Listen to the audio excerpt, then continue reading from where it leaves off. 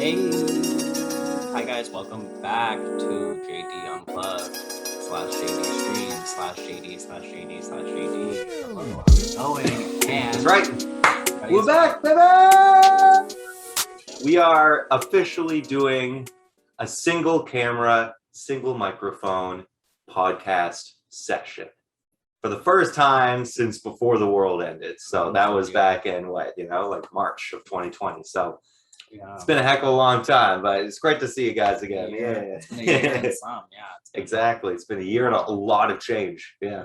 A year and 50, basically. Yeah. It almost seems like foreign, but I know, seriously, straight up. Yeah. Well, there's a new element, right? We introduced the video during the lockdown. So that's a little new, but here we are. Here we are. And we got someone else joining us as well.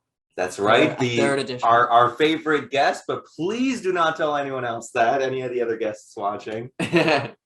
Before the World Ended sounds like a young adult novel movie. Yeah. That probably flopped. Yes. Yeah. Several of them did. Yeah. Yeah. It sounds like it would have there was one with Chloe Grace Moretz once. Oh, The Fourth Wave. It sounds like that sort of movie. Yeah. I used to be happy and living in suburbia, and it was prom before the world ended. Before the world ended. It'll be a no for me. Yeah. It's always a no for me. Yesterday, we watched two interesting movies at two different spectrums. We're just going to go right into it right now really quick. Heck yeah. Because I had to look up this morning just to be specific. One movie was Jolt. I'll get into this. Not to be confused with the Miley Cyrus animated movie Bolt. Okay, true. Because that's what we thought the movie was called, Bolt. Yeah. It might as well have been called. But it's Kate Beckinsale who stars in the Underworld franchise. Mm-hmm. Same look, everything, but she's wearing a blonde wig. Yes. Mm-hmm. Looked it up this 100%. morning. We looked it up yesterday. Blonde wig.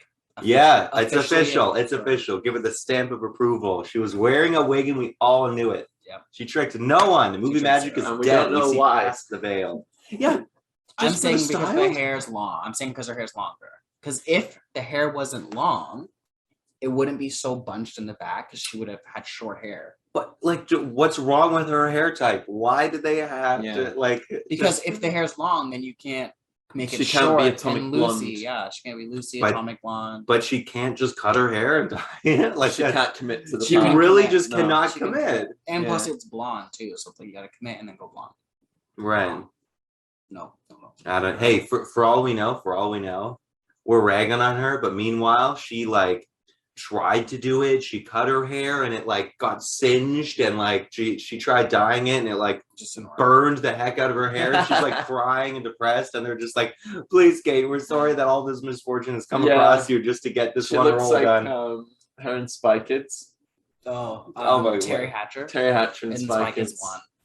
Oh, She gets just her head- completely She gets singed. her Yeah. head like burnt off. Yeah. She looks like that, and she was like, "I wish I never joined this role." And they're just like, "Please, we'll do anything. We'll give you a wig." She's like, "Okay." So they gave her a long hair wig that she bunched up and then put the wig on to make her feel more comfortable. Yeah. Like she had her Under her original hair. wig, yeah. Yeah. It's two wigs. It's two wigs. wigs. That we That's haven't why it double was confirmed, so, like- but two wigs is my theory. Yeah. She singed her hair up. We're not gonna give any spoiler alerts because there is none. Oh, for the plot? Yeah, because there's no There is plot. none. Yeah. She's just a bad bitch that has anger issues and Barely. dreams about killing people. And like sedate. Well, actually, yeah, barely is a good point. Yeah, Barely bad. yeah. She imagines doing bad things, but most of the time isn't doing them. a slight outburst. It's all imaginary. Yeah, Yeah. the only actual violence that she inflicted was on that waitress and then those goons, Yeah. and that's it. Like that's the whole movie. Yeah. Yeah. So that's fine. Oh, also, goon number 4 is my favorite goon of the goons that show Yeah. up for a maximum of 30 seconds of the Yeah. entire film. He had a nice suit. Yeah. Of all the others, I don't know. It's just something about him just captured Yeah. me. You know, I felt his character arc of him when he ran into the room and then prepared to try to fight and then was tossed. There's so much Yeah. emotionally He happening really with his believed character arc. in protecting his company and his And boss. he really believed that he could do it. And then when Yeah. he was thrown, it's like the reverse of the Cinderella story. You know, it's this man was just tossed from grace into the air wherever he landed. So it's I mean, Chloe you know, Grace. sure, it ended negatively for him, but he didn't die, so there could be a sequel. Yeah, Dune number but 4. then the building blew up, so maybe he did die. Oh, Oh, true. the You one know set. what? Yeah, actually, that one So, set too. That you wait was a know, minute. Yeah. Remember at the end, she just like gets away with it Oops. all, Yeah, but yeah. she also blew up a building full She's of office literally a workers. terrorist. Yeah, she Yeah. murdered several But innocent it's a people. set, so it doesn't matter. Yeah, Right. The and whole she violently assaulted a waitress. Yeah. She punched No someone on the repercussions. subway. She Yeah. blew that's up true. her apartment, which probably could have endangered It's like, her why? Other neighbors. people. Yeah. She assaulted 2 police detectives. Yeah. Yeah. And one of them just loves it for some reason. And masochist. also she threw 2 newborn babies. Yeah. Yo, she literally grabbed newborn babies out of their little incubator stations and threw them at a cop to get away from the and cop. luckily the cop caught them, because Both. if not, they would have died They were instantly. shot. But listen, they if- weren't caught though; they were shot. Yeah, they were propelled and captured. But like, for all we know, one of them died. You know, we don't know We don't know. from the shock. Yeah. Yeah, and So, then I don't brain know. Trauma the next one, Yeah. and she did all this wearing an off-the-shoulder like sweater. Yeah. Right. Yeah. Yeah. That cardigan. Like- Yo, that cardigan That actually cardigan. traveled throughout the entire movie. In Yeah. flashback scenes, she's wearing it. Yeah. In different scenarios, she's got different clothes on, but she's still got that white cardigan on. Yeah. Do you think somebody watched Knives Out and they're like, you know what? The cardigan Chris Cardigan. Evans wore, Yeah. everybody loved it. Yeah. Rude Let's wearing put my character in the cardigan Yeah. when Yeah. I write like. And Put then it in the also, script. as I'm writing this character, I'm just gonna write her as Ryan Reynolds every At movie. Deadpool. Yeah. Yeah, Or every- just every movie. Every 'cause character he's- Ryan yeah. Reynolds has ever played, It's where not really he just different. explains every joke out loud. I'm gonna write her as that character as well, Yeah. Okay, I guess these are spoilers. and then I'm gonna base Oh that. yeah. We're getting It's into not spoiler. It's Oh, just No, so but they that's- came up- that- it's it. that's fine. I think that's so fine. And I'm gonna base her on Atomic Blonde's look, Lucy. but she's gonna be British for no reason. Isn't Well, she she just isn't is a British. isn't she an actress? I was the one but it's confused. set in New York, so why? Is There's she... literally no reason for her to be British other than she didn't want to try. She got the fucking wig. Everything about She's and the movie's script is complete shit, and it only exists to be fancy. And she drives a cool car. It's just bullshit. Yeah, she drives It's a all Maserati, yeah. bullshit. It's just an excuse. It's just like an ego stroke. It's just some waste of money. It's a Ponzi scheme, probably. Yeah, it's I think they funneled millions into that movie, and then only had to spend however much, 500,000. Oh, that's a drop in the ocean for Amazon, though. Right. Oh my god. They've A already drop made in the that back space. after drop a in day. space. Yeah. It's but another micro asteroid in space, Yeah. like just 100 billion of them. yeah. That move. Okay, so final reviews. Out of 10, what would you rate stars? 3, 4, Wow. 3. 3, okay. Yeah. 3. I would give it a 2 for me. Myself is a 2. Out of Yeah. 10 stars for me. Right. So if it was out of 5 stars, because that's what Letterboxd says, I give it half of 1. Okay. And if it's out of 10, 1. I do Yeah, 10. out of 10. Yeah, I do 10. Because I literally think it's not a movie, it's just a Ponzi scheme. And Kate Beckinsale just did not fucking try, and their characters sucked. The writing was terrible. Yeah. But I think we can all agree on this. At least the director was trying. I feel like the director was trying. Yeah. There was something to the movie. There was a bit of it was style. They were stylistic, yeah. trying to do. Yeah. Tanya, was it Tanya? No. Tanya something. Tanya's the writer, I think. No. No, It was a she's guy the writer. Oh, okay. Yeah. Yeah. it's- So Tanya is the director. And Okay. the writer was We're called still like coming for you, Scott Tanya. or something like that. Scott Scott. knuckle to the face because that's what he's gonna get. Not Ridley, Yeah. though. Not Ridley Scott, but No. Wait. Which one was that? Was that just a random trailer? We watched the trailer, trailer yeah. the other day. With Yeah. something being like executive producer Ridley Scott, and it's like yeah. that's not a No, good thing to not promote anymore. nowadays. That's actually makes it sound like your movie's Yeah. gonna be bad. But also, like, being an executive producer means nothing. Yeah, just means you put paid money. for it. You paid Yeah, for it. you don't help direct You anything. just Yeah. Like paid for the it. producer Yeah. can shape a movie. The director shapes the movie. Obviously, they're the main one. The writer creates the entire story. Executive producer gives money to something. Yeah. So Yeah, it's that's like it. so all they're saying by saying executive producer Ridley Scott is that he chose to put money to this project. fund this, yeah. So it basically it's not even an actual like it's like It's a fake. it's like You're faking Bitcoin it or out. something. Like it's just like look who invested in this, a big Yeah. name.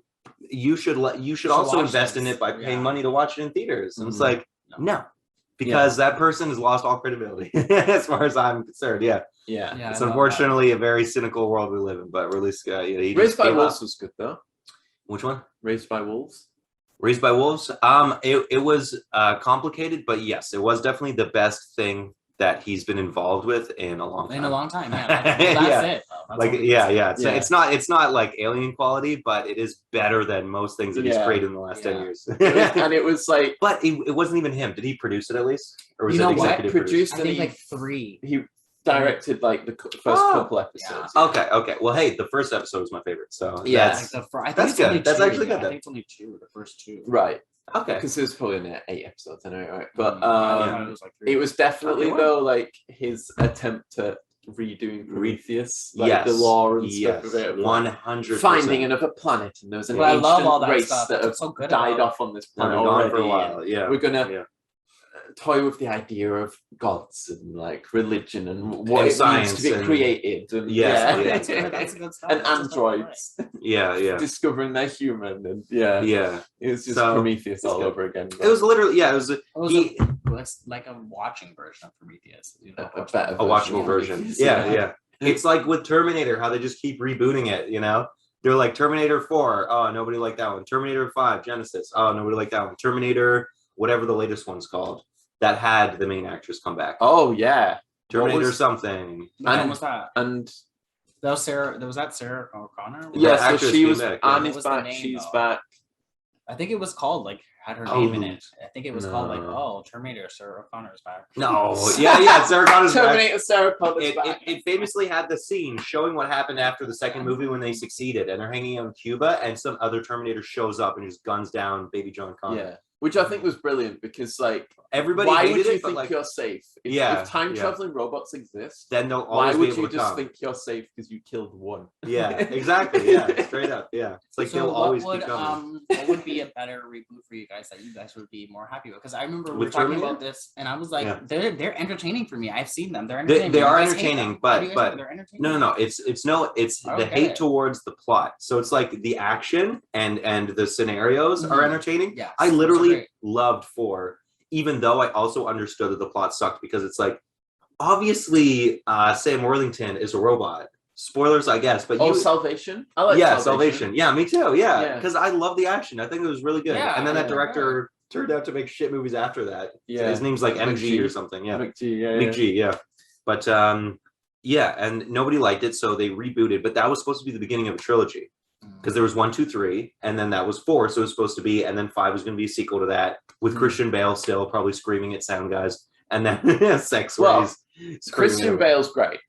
Yeah. I'm just going to say that. He's not person, but actor. No, he is a great person. Wasn't he like, didn't he beat up his mom or something?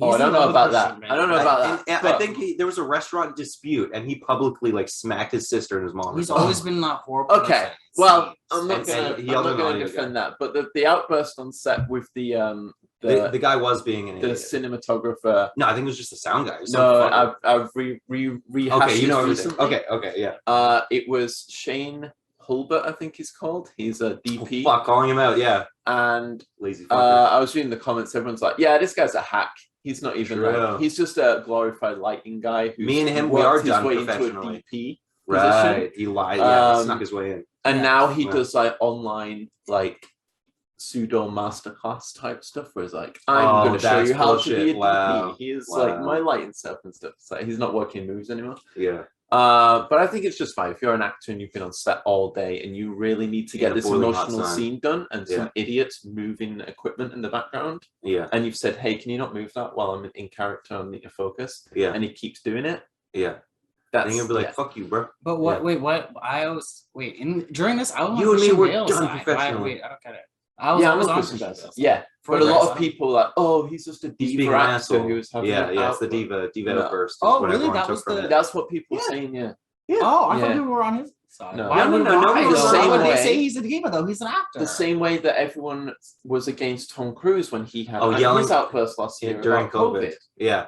Everyone's like, put the mask on. Yeah. But it's like I wish I could have that kind of courage walking up to random people in Dollarama who just have their mask down. I'm like, put the back on, motherfucker. Yeah. Just yelling at them, yeah. Everyone's always like, oh, like, these diva actors, they get paid millions and they treat others like shit. Yeah, they're the elite kicking down. No, yeah. that's what we went to the zoo yesterday. That's what happened. The girl was like, back away from me. Back your kids away from me. Back the fuck up. Yeah, that's actually so funny. All right, let's tell that story. Okay, so It's rich or not. yeah. So this Back is the hell up. this is a little tangent, but so the three of us, we go to Hyde Park in Toronto, and then we went to the zoo there, and we're checking out the animals. It's awesome. And then on the way back, there's they say you got to put your mask on while you're in there, and then we go in there, and obviously half the people don't have their masks on. They just instantly took it off. But then as we're exiting, there's like two families, I guess, going on. One of them's leaving, one of them's entering, and there's two kids just going right up to the whoever they are, the service it's like people. like a checkpoint, Yeah. There's just two employees hanging out at Hyde Park. At a table, Yeah, and they're like, "Excuse me, like kids, can you please back away?" Or Stay I don't know if far she said back away from me. Yeah, please step back, far back. And then some guy who is not the father of these kids interjects and just goes, actually, you can't get COVID from kids. They're not contagious, so maybe you shouldn't talk to those kids like that. And it's like yes, they fucking are contagious. What are you talking? Where did you hear that nonsense? Like, it's so ridiculous. Like, I don't. It's not just about COVID. I just want. And also back the fuck up. Yeah, exactly. Like, that's why I had to say that too. I was like, I don't care. Kids that love to just cough without covering their mouth. They just right at you. Yeah. It's like I love kids. Like, hey, do you want to see my booger? And they just run right up to you. Well, I don't have any kids myself, but I'm just saying they got poo in their hands. They just go like this to your shirt and run away. And like, the guy was leaving too. Yeah, but he had to like spout some bullshit from Facebook. Turn and decide he was gonna defend these kids. Yeah, from the scary employee. I'm glad I didn't say anything, but I would have just went and pointed at the sign. What does the sign say? Did your little kids know how to read? Teach them how to read first. 2 meters, face coverage. This and virus and whatever. Read the sign. What the sign says? 6 Yeah, feet back. Have to do with it says COVID. there's no rights here. This is a business, and they're allowed to do whatever rules they want. And also, like, he followed the rules of there's no bikes allowed in the zoo. Leave your bikes at the side. He followed that. For some reason, he followed that one. Yeah. And also, he's like wearing clothes. It's also against the rules to be naked. So, like, why is he following those specific rules? Wearing clothes and keeping your bike outside. But then he's against the distance and mask. I love that with the COVID arguments where it's usually Americans who are like, it's against our right. They can't they can't force their laws on us and tell us to wear masks and stuff. It's like, but you wear a seatbelt when you drive, you stop at red lights, you signal. Why do you do that? That's infringing upon your freedom. You should just drive straight through oncoming traffic. You should just go into the left lane and just drive at cars, because that's your freedom. That's your right to do anything you want. And then die. Clothes? I don't think so. You should be naked. Why are you wearing clothes? I'm going to steal the food from McDonald's. I'm not going to just openly steal. Take it. That's your right to be free. To do anything you want.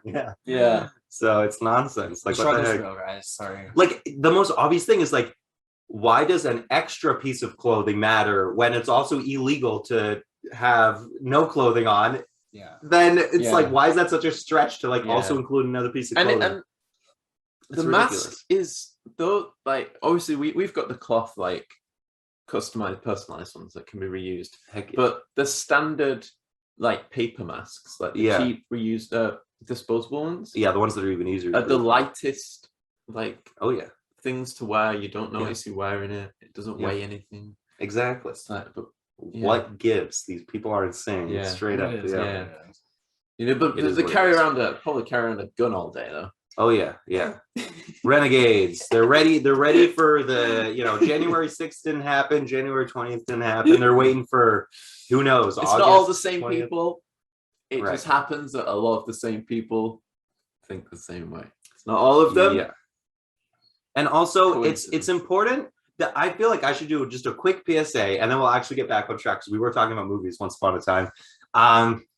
The world is run by narratives and storytelling. Most people don't think about this when they think of how just reality works. But when it comes to business, when it comes to religion, when it comes to family and relationships, it's all stories. It's all narratives. When it comes to the country that you live in, when it comes to other countries, when it comes to your opinion about culture, when it comes to culture, obviously, that's the most obvious one is culture. It's all storytelling. It's all narratives. It's all a construction of a thread of thoughts that tells a tale. That's how human brains work. They run off of pattern recognition, and they run off of narratives. So, it's kind of weird that it does, because once upon a time we didn't have language. So it makes you wonder, the invention of language that give us that narrative ability, or we always had that ability, but we just didn't have anything to tie it to until language came around? It's very interesting to think about, especially because no other primate has language aside from body language. So it's very interesting. But all I'm saying is that the people who believe that Trump actually won, the people who believe that Q is actual Jesus Christ, the people who think that wearing the incorrect science, like, oh, masks are actually harmful for you and the vaccine is going to make you more sick than COVID. The people who have those narratives running in their head are like scientific literacy is extremely important, I think, in any First Nation country. And the fact that America has somehow found the ability to use religious freedom as an offensive attack against basic understanding of how reality works, that they're able to construct narratives that go directly against science and reality, is extremely disheartening. It's impressive that the Christian Conservative Party of America is able to do this and have effects not just in America but in Canada. There's tons of Canadians that are pro-Trump, even though we're in Canada, it's a different country. In England, that's a reality. Maybe not with Trump, but just the conservative idea of like, we love American culture with guns and freedom and hating people who are other. And then there's just tons of other countries that latch, like France is another big one. They're super conservative, like different areas there. It's like that ideas are so powerful and concepts that they're able to literally break past what is real, and people have these false narratives about like the Clintons eating babies' souls and stuff, where it's like that is so far removed from reality, but somehow it's able to work because of the power of narratives and pattern recognition, right? Like back in the day, someone who said that I can see the patterns in the walls and stuff, you would just call them crazy. But nowadays, there's so many people that use that type of thinking, thanks to social media being able to spread these false narratives, that you can't, like even though they're crazy, and like we call them crazy, and you make fun of people who are like anti-vax all the time, there's just so many more of them now that it's kind of scary that we have to start actually having debates about what reality is. Where back in the day, you just laugh at them. But it's like there's so many people now. It's like an epidemic of bad ideas is spreading thanks to Russia and Facebook, because Russia's really good at making up false narratives. They've been doing it for a long time, like well before the Cold War. I feel like post World War II, they have developed a department in their government that's specifically just for creating lies, and they become so good at telling fake stories. And then they've thanks to social media, and then 2016 had the boom, the advent of it. It's just become this epidemic of false narratives in people's heads, and it's terrifying that how powerful ideas can be. But it's all they have to hold on to, though, right? Like and especially when you don't understand science or it's too complicated, and someone just tells you a thing saying, oh, those elites are just lying to you for money or something, right? Like climate change isn't real. They're just saying that because they want to push their liberal agenda of getting rid of your jobs in the coal mines. It's all about green energy. And it's like, that's not what's happening, but that's easier to understand than explaining the complicated science behind something. It's way more easier to understand.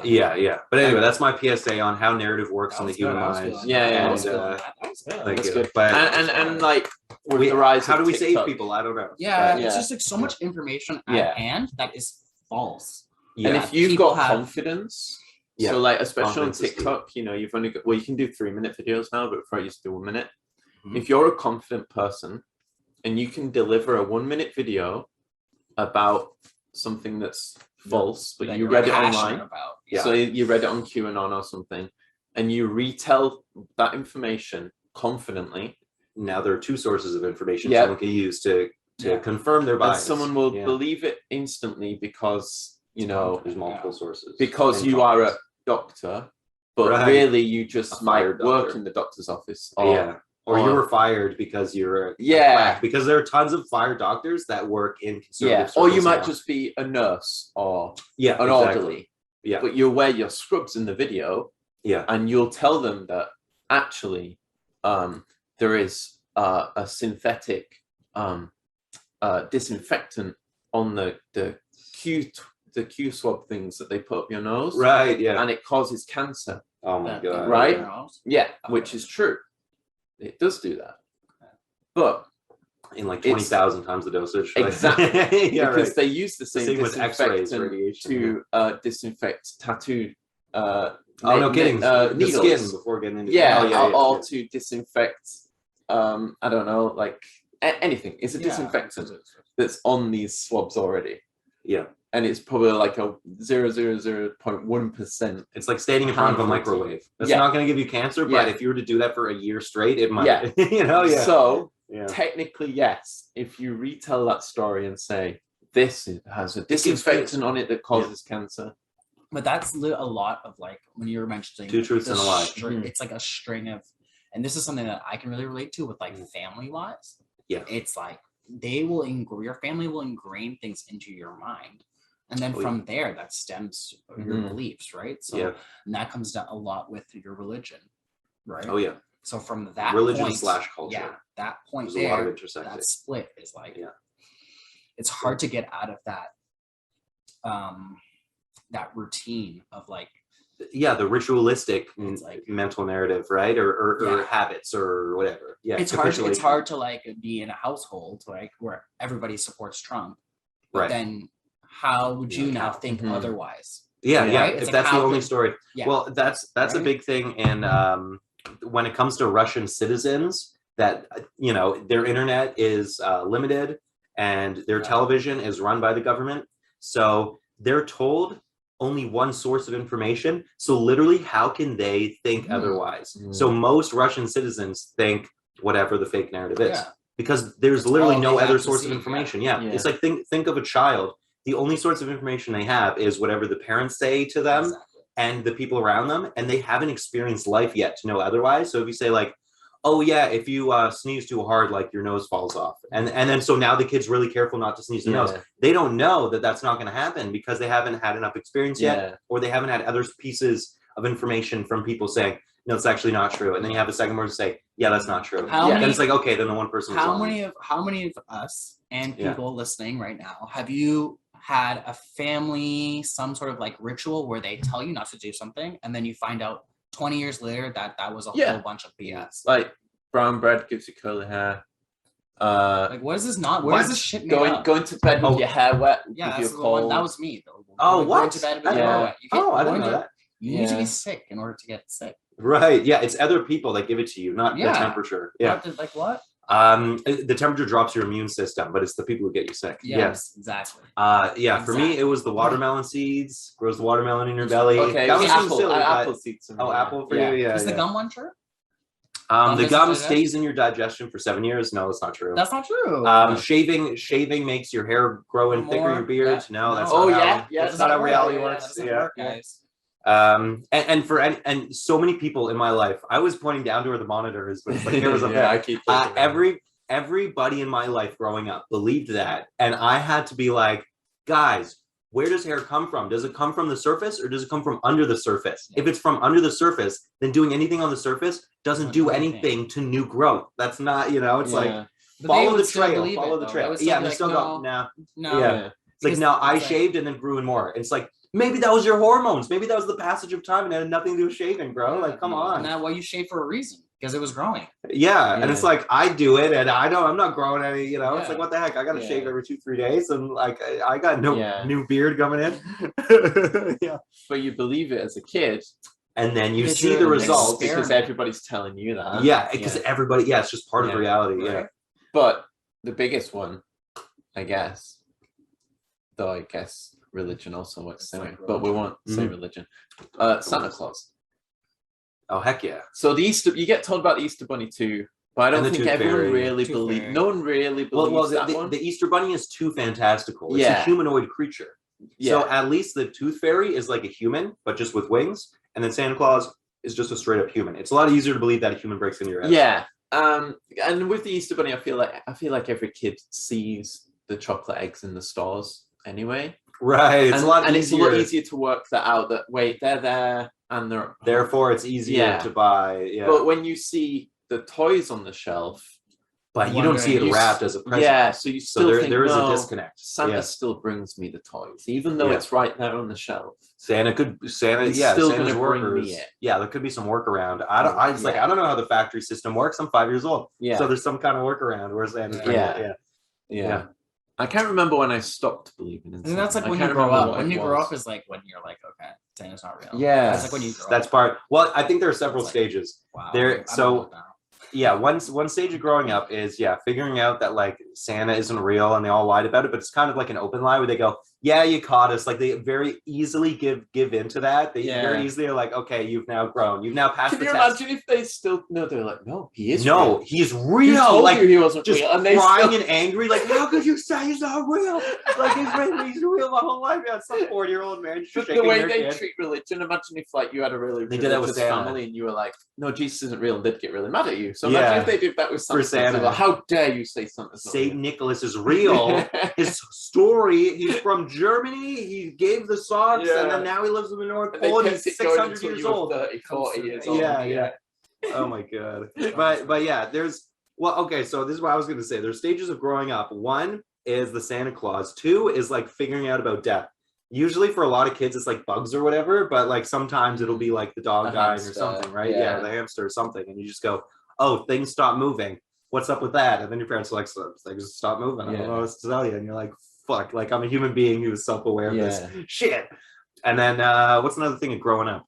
Also getting hurt. I feel like that's a big thing. There are some people still as adults that have like never actually gotten hurt, and they're like actual babies, adult babies just walking around in the world that are like can be super loud and spoiled and like don't understand just the world we live in. Like there's the tale of Buddha. Like I'm forgetting what his original name is now. It's not Krishna, but whoever Siddhartha. No, okay, whatever Buddha's actual story is, the prince that kind of grew up in that palace where it's like his dad made sure no old or sick people got into the palace and just secluded his son into this area where it's like creating this fantasy, like there's no such thing as like older sick people, and then he gets out and learns about it all. It's like there are some people in this world that are like driving Ferraris with their dad's money, that kind of stuff, that have just never like have never like scratched their knee, have never like gone through any kind of like situation where it's like, oh, I'm a fellow human, you know. They like feel like they're just separated from the rest of the world. Physical and emotional pain.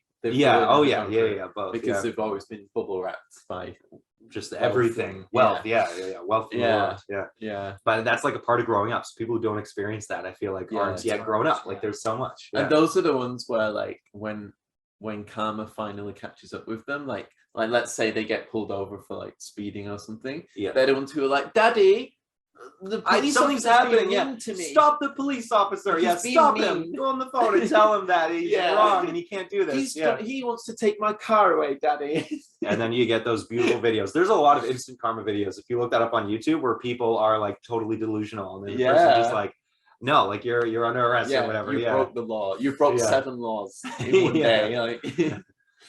Oh man, there's some good ones. There's this guy who was like really pleasantly sitting in his car, and then a police officer comes over because like I think he sees that there's like a baggie or something, and he's like, "Hey man, like how's it going? What are you doing?" He's like, "Oh, I'm just waiting for my friend. He's just over there like by the hotel." He's like, "Okay, what's in the bag there? What do you got?" And he's like, "This? Oh, it's just some Advil or something." He's like, "Why is it ground up?" And he's like, "You want to tell me what it really is?" I just like kept talking to him, where eventually he's just like, okay, it's crystal meth. And he's like, but like it's fine. It's not mine. It's just like, it's in your possession now, so you're under arrest. He's trying to make a thing out of it. I think I've seen it. It's like, it's my friend in the hotel. I'm dropping it off for him. But I'm just with my friend. And he's just like, all right. So you're bringing drugs to another person. So you're but he's my friend. So you're a dealer, a drug trafficker. He's like making it worse for himself. He's like, all right, I'm putting you in the cruiser. And the whole time he's like, no, it's fine though. It's fine. He's like, we're just gonna bring you down to the county and we'll talk to you later. It's like those people who like the predators who get hunted, like the ones who get set up. Oh my god. But they'll get their friends to drive them to these like parks to meet these young girls. And their friends are like, officer, I genuinely had no idea. Like he needed a ride. Though, like their friends don't tell them what they're up to. Like, can you just drop me up at the park? I'm just meeting someone. And cool. No, and then meeting like young girls, and it's like, yo, that's fine. I've now never their friends tracked into it. And I've never even heard that before. That's so fucked.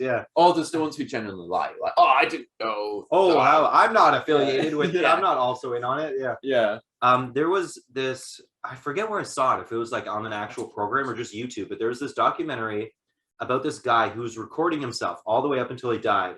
And he was like someone from England and he was addicted to heroin. And it got to a point where like at first he was living his life and he was fine, but then he started doing heroin, it got bad. And then he ended up like finding his way back to his parents' house and they're taking care of him even though they don't approve of what he's doing. But he's just like was homeless before, so they took him in. And then it got to a point where he was like waking up his dad in a cold sweat to drive him to a drug dealer to get heroin. And his dad literally drove him. Yeah. And he got the heroin and then drove him back home, and then his son did heroin. And it's like, you as a father, how can you actually do that? But it's like, I don't know what it's like to be in that situation, but I feel like I wouldn't be such a pushover, you know? I would force my son into put them like in rehabilitation. Yeah. Because what ended up happening was he literally like, his veins became so like wet and unable to like take in the needle that he had to start doing it like in his penis. And then it got so bad that he was literally like the last shot, because he's recording himself as he's doing it, right? Like it's literally like a vlog where he's just like, I'm recording myself like on heroin, and he's like making a whole thing about it. And then the last video is him being like in a car like outside the hospital being like, I think I'm finally gonna die this time. And because there's like tons of times where he's OD but come back. And then that was the last video clip, and he was just like, he died like, later in the hospital. And it's crazy. And it's like, how do you get so far past that point where like even your family's like in denial? Like, how can it be in denial though if you're such an accessory to it, where you're literally driving them to the drug dealer? Do they not? I don't know. Love their son? Do they not? Well, I think their love was misplaced in the fact that they just wanted to help do anything for him. Yeah. But it's like, that's like the whole idea of like your kid's spoiled, where it's like, don't just do whatever they want. It's like I guess some people genuinely don't understand that concept, where it's like tough love is a thing, where it's like, if you really loved your kid, you wouldn't be doing anything he wanted. You would be like, fuck you, child. I'm going to do what is needed for you. Yeah, you would put them in a... You don't always get what you want, you get what you need, and I'm putting you in the rehab. Yeah. That is so strange. It's super tragic. This reminds me of how depressing Requiem for a Dream is. Oh fuck, that is crazy, because they Jared Leto's arm has to be amputated. It's just blue veins going all the way down it. And this area's all black. Just the scabby where he keeps putting it. That's not really. I'm sure there are instances of people that are vets. Anyway, we don't have to think about it. But I will say this: Requiem for a Dream is kind of bullshit in how they treated his friend though, who just smoked weed. He went to jail and then was working labor in the yard and puking because he was like going through withdrawal of weed. It's like, it's just weed, bro. Like, it's a weirdly anti-weed message. Okay, I don't remember his tale. Okay. Yeah, he had a friend who just smoked weed. Right. So there was his girlfriend who ended up doing sexual favors for cocaine. He had the mom who's addicted to pharmaceutical drugs. Yep. Or Xanax or whatever it was, or oxys. That tale is a good tale to tell, because that's a real epidemic that people are going through. Heroin is obviously a real thing. Sexual favors for cocaine, that's a real thing. I actually knew someone who did that, very unfortunately. And then, but the weed one, he literally puking is the end result, going to jail and puking. So that doesn't sound like a him problem. That sounds like a system problem. I think the system shouldn't arrest people for smoking weed. I think his friend was fine, but they tried, how the movie tried to make as negative as possible outcome for everyone? Yeah. That was his negative outcome. He gets arrested and he's like working on a yard, like with a pickaxe and puking, and it's like, get up, scum. And it's like, he's working. It's so weird. It's like, that one's bullshit. All three, I believe. But then that last one with the weed should not be his outcome. Like, I think he should be fine and be able to live a happy life. It's like, it sucks that he lost his friend, but that's a movie I'll never watch again. Maximum depression. It's a bit like we were talking about Hereditary and Midsommar, where it's like, okay, you're making a film to be shocking and disgusting and traumatic. I'm not ever going to watch this film again. Exactly. I don't care how artistic the director is. Just no. Like, I feel like films should be entertainment, and they should be, even if they are depressing, still enjoyable. Right. So that you would want to indulge the art form more than once. Exactly. Don't you want people to like want what you're doing? Art. And I feel like if people have watched Midsommar more than twice, that's weird. I've seen it twice, so I'm on that board. But and also one thing is, like, when it comes to like paintings or books that are like sick and fucked up and depressing and all this stuff, it's like, okay, I guess that's just one individual artist expressing themselves, however depressing or messed up it might be. It's like, okay, if there's a niche audience for that, fine. But when it comes to film, that takes an entire team of people who are helping create one person's vision. And then that vision is fucked up and unenjoyable and depressing, and like most people don't want to see it twice. It's like, so much money has to go in just to have that one person's vision come to true. It's a team effort, and it should be treated that way when it comes to whatever the message is and stuff like that. Because that's one of my biggest enjoyments for movies is, like, obviously, like everybody else, I want it to be entertaining. I want there to be like fun action or quippy dialogue, good dialogue, like relationships, character arcs. Like, I love that stuff. But one of the biggest things is the overall message. Like Lord of the Rings, the overall message is about friendship and goodness over evil, and like it's the most classic tale ever, right? It's a the whole thing is just the hero's journey. We love Frodo, but then when you have other things like I guess an example could be Cloud Atlas, right? No spoilers, but the moral of the story is about how treating people has effects that ripple throughout time. Yeah. And it's like, that's a good message. I like that message, right? No matter what the outcome is, even if the characters are like bad and die or whatever, it's like that message still exists, where it's like, it's important how we treat other people in this world, because we're not alone. Our life is shared with those around us in relationships. So it's like, that kind of stuff matters. And then you look at things like, Requiem for a Dream, where it's like, the message is, don't do drugs. Drugs are bad and they'll ruin your life. It's like, okay. There could be a silver lining. Like, maybe the weed guy, like, doesn't have a negative outcome, and the message is still extremely clear that nobody should do bad stuff. Jared Leto's character reforms and then becomes a good guy, and the movie ends with like him and gives talks. The movie could have ended like some that. Hope. There's no hope. There was no hopeless. Hopelessness isn't good. I feel like hopelessness just makes people depressed. It makes audience members not enjoy their life. It's like, that should not be the end goal of the movie. Be hope. There should be. You shouldn't walk away from a movie being like, what the fuck. But I feel like there's like a certain kind of cinephile person who likes that, like they get off on like these like dark, depressive, like I don't like MCU movies. Or they're like movies that I only like positive endings, Tarkovsky, and I only know the foreign language films that are depressing. And, that's a thing. Well, none of the actors in the films are real actors; they're all just regular people. They've never acted in another movie. It has to be where it's real. And the director filmed everything himself with no crew on a Super 8 camera, and financed it all himself. And it was never released in cinemas. You can there's only one copy of the DVD ever. Exactly. Shut up. And someone actually dies in it, and like, you gotta watch it.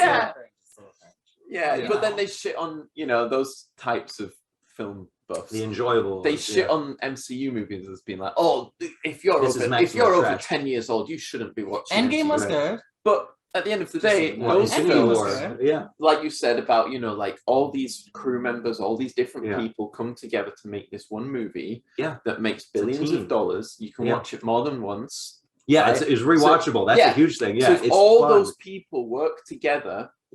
To make something that not only makes $1 billion, but can be watched over and over and over and over again by different generations, not just the same person.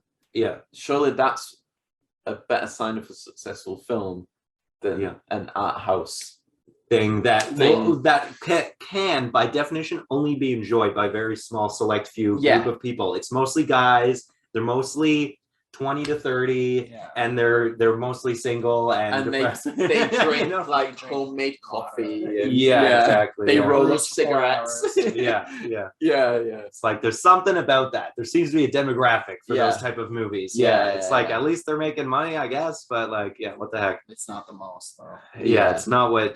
It's breaking even, probably. Right. Okay. Well, speaking of movies like this, going into our second movie. That's right. Last night, our double feature. Double feature. Would you guys consider this movie somewhat like this? That you're kind of. This is a movie. The movie is called Black Box. Black Box. So it seemed like it had a lot of, for me, it seemed like it had a lot of elements from different movies strung, all pushed into one, where sometimes that can be messy. Right. I feel like it was... Black Box, guys. Black Box on Amazon Prime. That's right. Prime or Foot Locker, wherever you want to find it. Technically, if you can find it anywhere, on a DVD somewhere. But no, Black Box. Who was the star? Was he like in anything? I don't know. Straight up. But hey, I think he did a good job, because his acting, like, it wasn't like Daniel Day-Lewis in the beginning, but then as soon as I won't say for now, we'll probably do a spoiler after, but just for the beginning, when the twist happens or whatever, I feel like he switched in a really good way. Like his acting, like leveled up. Like halfway through the movie, is just all of a sudden he became way better acting. I'm like, holy shit, yeah. But no, I think that doesn't fall in that category. I didn't feel super depressed after the movie was over. I enjoyed it. I was like, this is really good. Yeah. I think that's in its own category because I mean it happens that it's a Blumhouse film, but Blumhouse and there's another, maybe it is just Blumhouse. Yeah, they're making a lot of these kind of indie horror films. That are not. It's like pseudo horror. It's like Get Out is a horror film, but it's not. It's also a thriller. Yeah, it's not like a slasher movie or anything. That's what this movie definitely falls into those categories. It's like a weird. It's like a new genre that they're kind of inventing, especially it being like black horror. Yeah, they're doing that now a lot. Because we watched a movie which is, I think it had some of the cast from Us, maybe. I don't know actually. Was it Us? Okay, anyways, it's from these two couple. It's a couple that live in England, but they essentially can't afford housing. They come across from his house. Come from Africa. Yeah. His house was that Blumhouse as well? It might have been. Or no. I think it might have been super independent. Right. It's like it was created from the British film industry or whatever it's called. You know how there's like specific names for that? What was the name of it? It's not BBC. BFF maybe? Film Foundation? Yeah, something like that. I think it was literally created by the country of England. And it's talking about immigration and stuff. The wife is in Loki. Oh, there we go. She was great. There we go. That's what it is. Loki. Yeah. I was like, I know. Yeah, that was a really good movie, and it was a mix. It wasn't just horror. It was a mix of like drama and thriller, not like necessarily so much jump scare, not so much of like spooky things, but just like a vibe. It's a good mix. It has a vibe in the movie. Yeah. And also, what the fuck was that one scene in that movie where she's walking around trying to get her placement of the neighborhood, and then there's a group of black kids, and like, go back to Africa. It's like, what the fuck? Why would you say that? Why are you racist against your own? I mean, like, what? I can't speak for this. But I can, in a small way, be like from that. Race has nothing. They're just xenophobic. It's more xenophobic, because it's like, yes, we're both black, but you're not born here. You're not from here. Yeah, we're posh British people, and you're just an African. It was also. It's so weird. It was such a weird scene. It wasn't just race, but it was also we're three black teenage boys.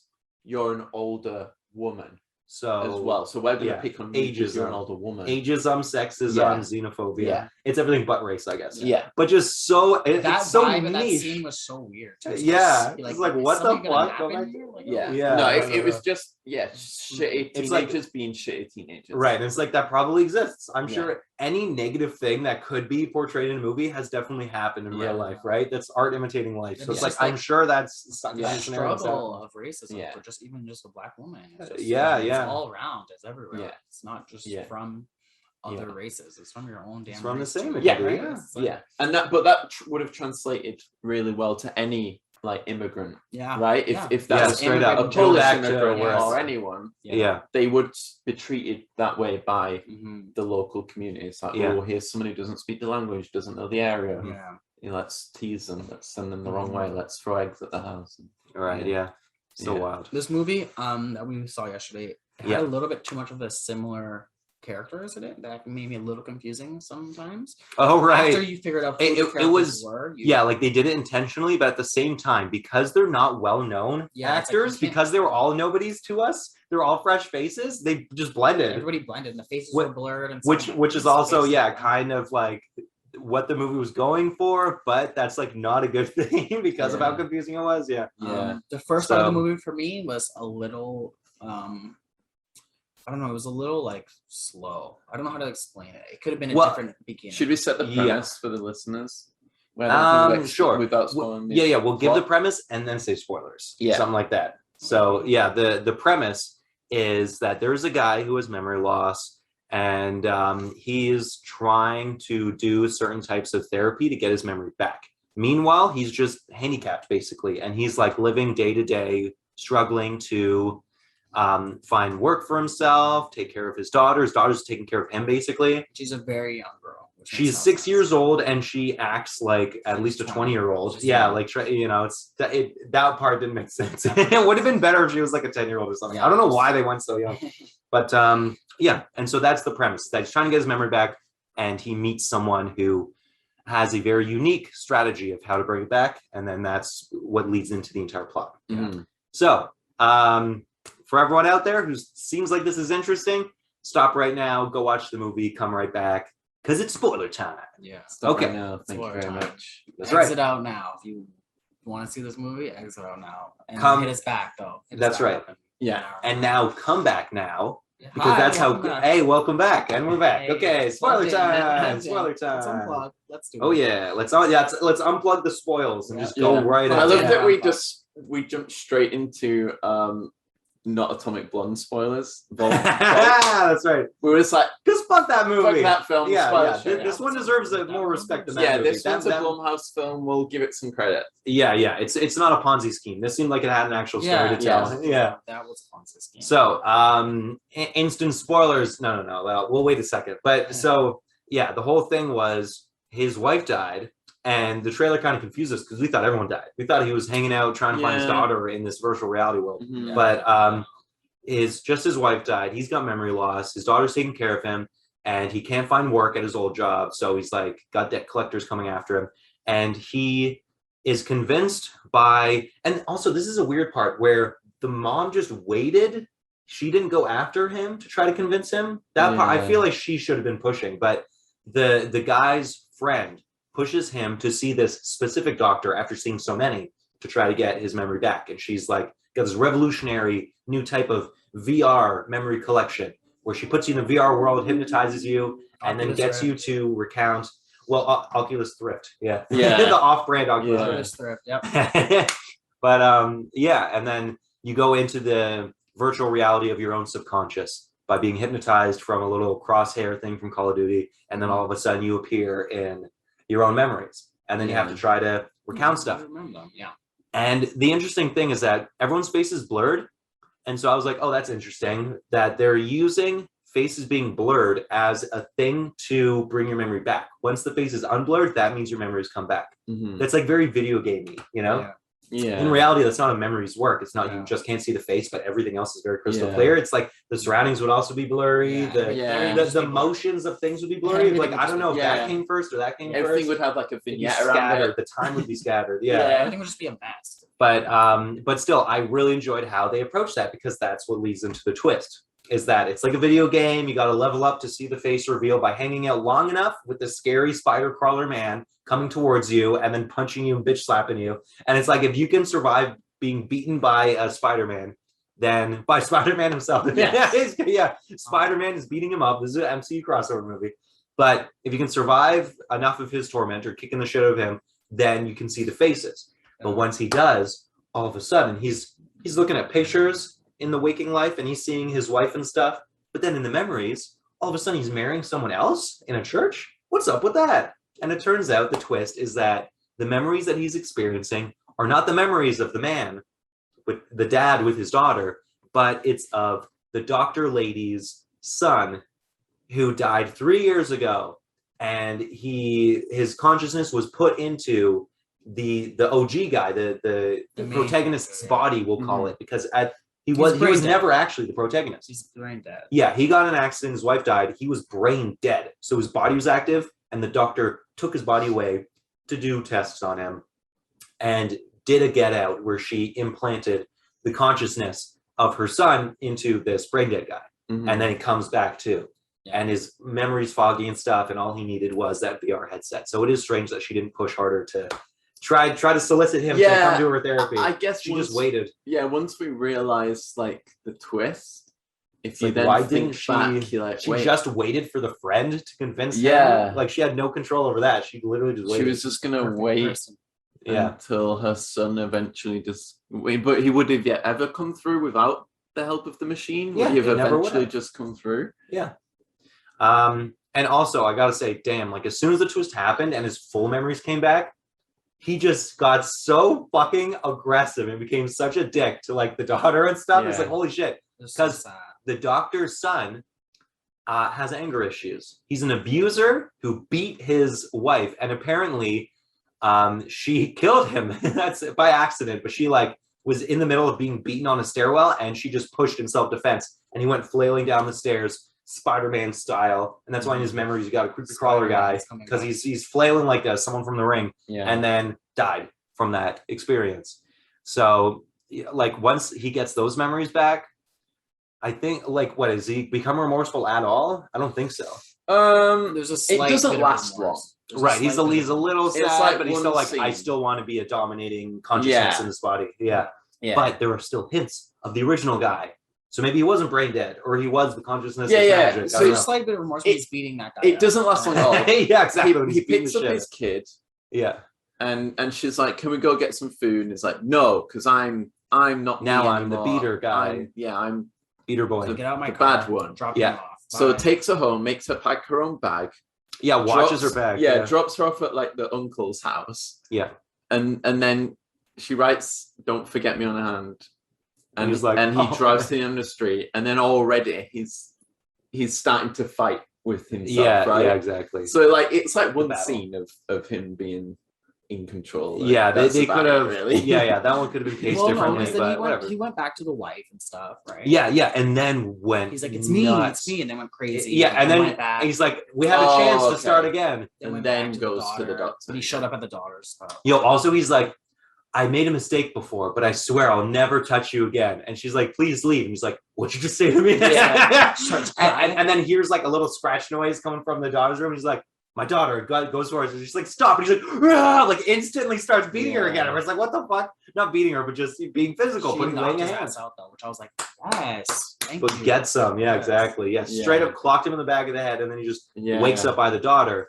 And that's also, what's a movie that does that? Where it's like two people fighting between the two. I guess that also happens to Get Out, technically. Tenet? No. No. I like one body, two souls. I feel like there's some other movie does that too. Club?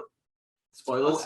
Yeah, I guess. Yeah, no, that's the perfect example. I'm trying to think of some other niche thing, but that's a better example. Yeah. Where it's just like all of a sudden he comes to and he's like holding on to his daughter, and his car like looks like it's kind of crashed, like it just kind of swerved over and stuff. And he's like, wait, why did I wake up by my daughter? It's because the other consciousness is fighting back. The true body guy is coming through. And then what happens? I guess the VR thing. Basically the real consciousness is always in there.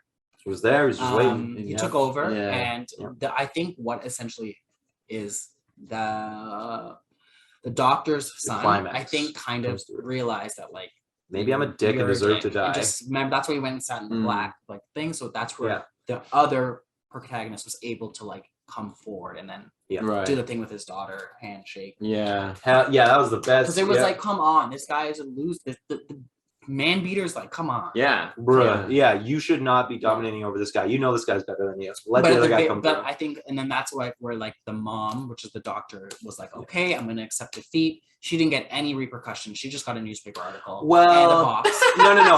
Also, it was a very like wet noodle kind of conclusion where she's like, no, but I miss my son. And then the friend comes over. He's like, what the fuck? And just like smacks her machine and breaks it. And she's like, hey, that was my machine. She just gets arrested. And she's still super wet noodle. Yeah, so funny. Yeah. And we mentioned it as we were watching it, but we're like, why is she running this like facility on her own? Yeah, exactly. There's no assistance. Yeah, 10, she's literally doing everything. That's not how it works. 8. Also, she counted down like 3 or 4 times. 6. You just hit the button. You don't have to do a countdown. It was so arbitrary. Because the rule was, as long as you're in the bedroom, I can pull you out at any time. Then you come out. Yeah, so the two realities are fighting in the subconscious. But she wanted him to stab and then pull him. So stab him and pull him out. Maybe. So she can kill him and then get pulled out. Yeah. Besides the point, guys, where would we end this on a 10 scale? 10 scale. Right. 10? 8 out of 10? 6. 6. Okay. Nice. I would do a 4 out of 10 for me. 4. I'm gonna be dead middle with 5, and I I would have given it a 6, except for the too many similarities. But I think the acting was solid. The girl was cute. We didn't mention that. Like the daughter was really cute. Straight up, I think she was a good actress. She was dope. I think she should be in more movies. Yeah, I thought she was annoying. Like the way that's not her fault though. That was the written. Yeah, that was the writing. Yeah, her as a person. I would actually say she was like Skyjack. She was the best actor in the film. No kidding. Wow, that's strong. That's strong. I do. I would say that until the main guy starts acting like the abuser, then he just his acting just instantly goes halfway through the movie when he goes into that apartment building. Skyrockets. I agree on that, Joe. It's like, whoa, this took a left turn for me. So that's when I really started to like really And then I'll also say this: the special effects of this film, they're really subtle because it's only like transitionary special effects mostly. Like there's not a lot of special effects, but they did a way better job than fucking Jolt. Yeah, with their lighting was good. Yeah, the lighting was good. Yeah. So a lot of it. Yeah, the lighting was really good. How they like set up and stuff. You know, whenever he's in the memories, it's always dark and stuff because it's atmospheric. Yeah. It was so even though in reality, I'm sure it was a bright day when he was getting married. I was getting kind of like a blue tint, like a neon blue tingy kind of like vibe. I think I would have preferred. It's a little dark when they were like in the memories to maybe have another pass of a filter over it. Actually, yeah, something maybe blurry, like Little Monsters when he goes in the underground realm.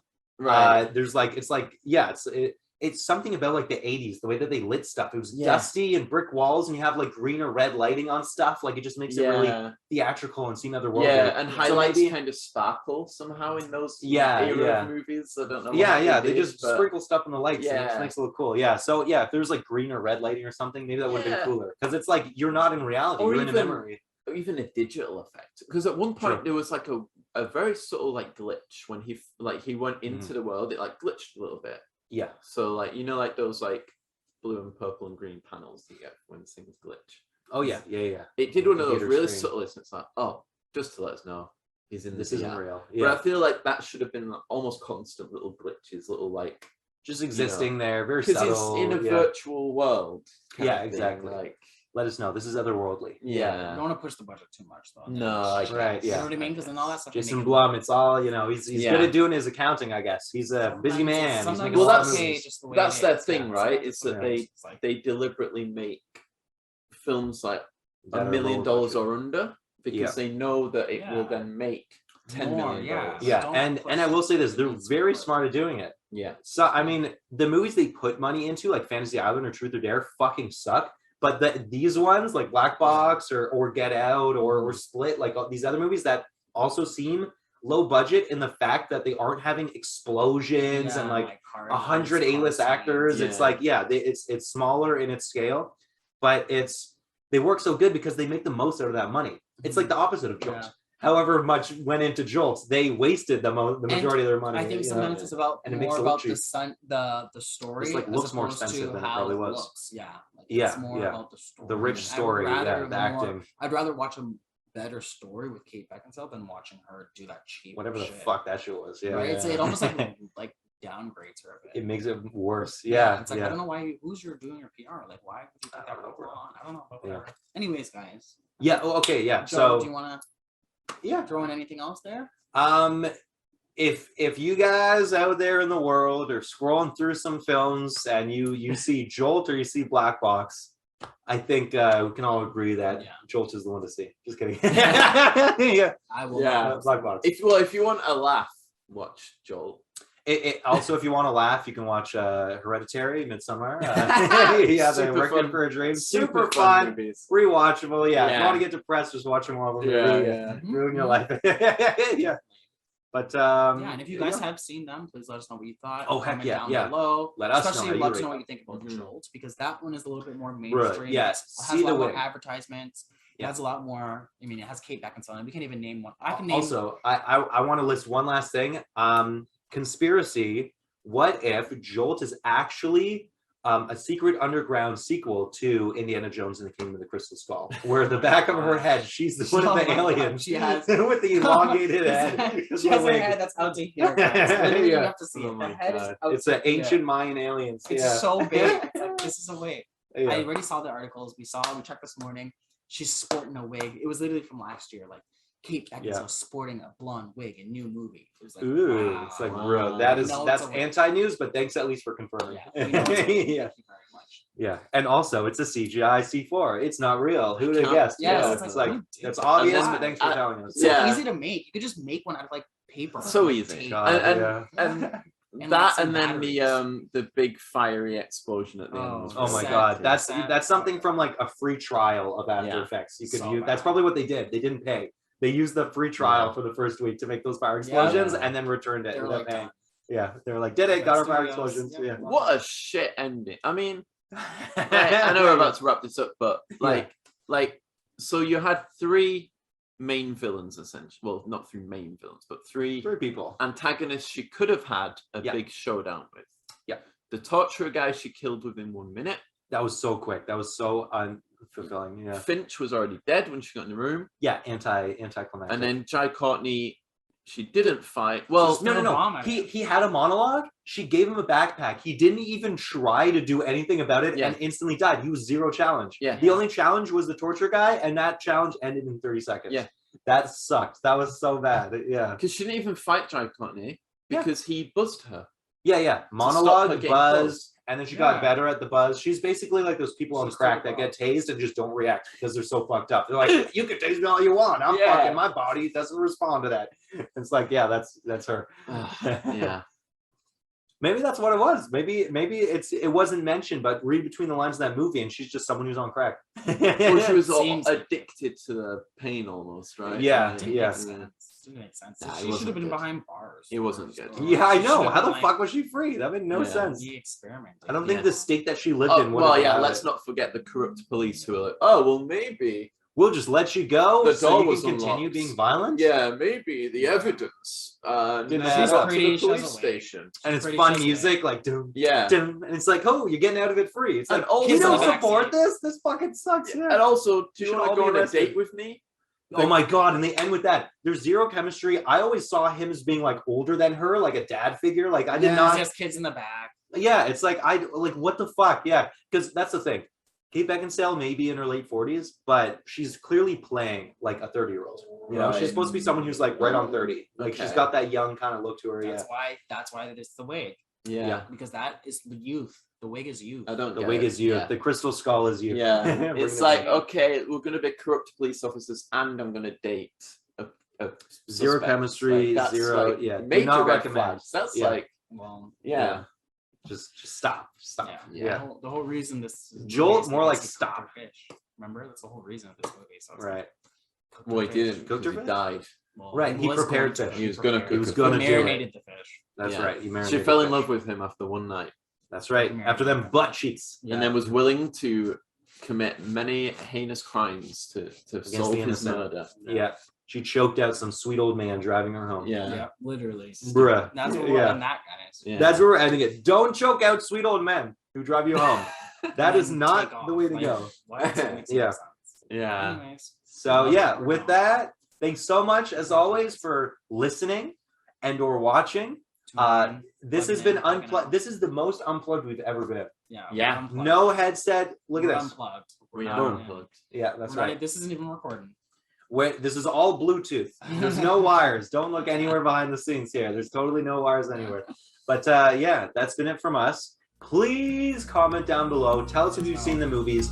If you haven't, I implore you to watch Black Box and then comment. Wow, and that's right. And until next time, thank you so much for being here. Take care. See you later. Bye. Bye. Very good.